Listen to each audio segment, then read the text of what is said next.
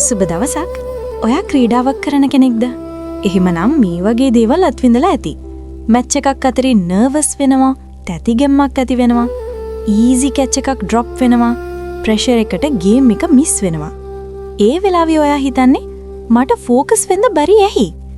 ඔන්න ඉතින් ඒකත් එක්කම අද අපි කතා කරන්න යන්නේ mindfulness in sports.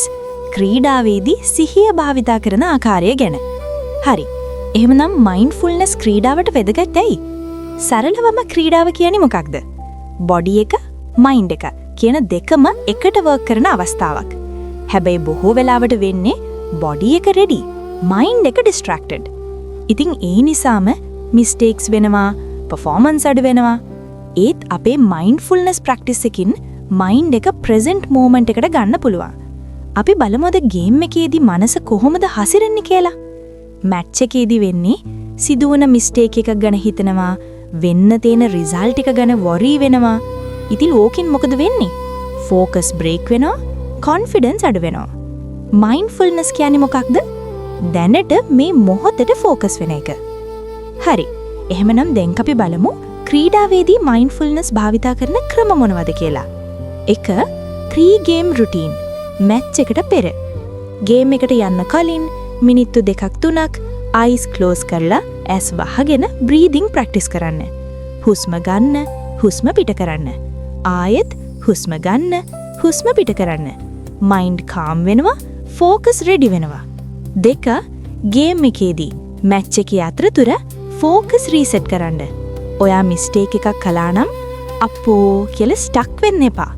Quick reset එකක් ගන්න. ඩීප් බ්‍රෙත් එකක් දිග හුස්මක් ගන්න. නෙක්ස්ට් මොමන්ට් කියලා ඊළඟ අවස්ථාව හොඳට කරමු කියලා හිතන්න. අටෙන්ෂන් බැක් කරන්න. අවධානය ආයෙත් අඩින් ගන්න. 3. බොඩි අවේර්නස්. ඔයා ප්ලේ කරනකොට බොඩි මූව්මන්ට්ස් ෆීල් කරන්න. රනින්, කැචින්, හිටින් ඒ මූවමන්ට් එක ෆීල් කරන්න. ඕවර් තින්කින් අඩු වෙලා. 4. සෙල්ෆ් ටෝක් කන්ට්‍රෝල් කරන්න. මැච් එකේදී මට බෑ, මම ෆේල් වෙයි වෙනුවට මම try කරනවා. ඊළඟ බෝලට ફોකස් කරමු කියලා හිතන්න. අන්නේ පොසිටිව් සෙල්ෆ් ටෝක් එක බෙටර් පර්ෆෝමන්ස් එකකට මඟ පාදනවා. අපි බලමුද ප්‍රෙෂර් එක හැන්ඩල් කරන්නේ කොහොමද කියලා. බිග් මැච් එකකදී කියලා හිතන්නකෝ. ප්‍රෙෂර් එක කියන්නේ හරිම නැචරල්. ඔයාට හાર્ට් බීට් වැඩි වෙනවා, නර්වස් ෆීල් වෙනවා. ඒ වෙලාවට කරන්න තියෙන්නේ හුස්මට ફોකස් කරන්න.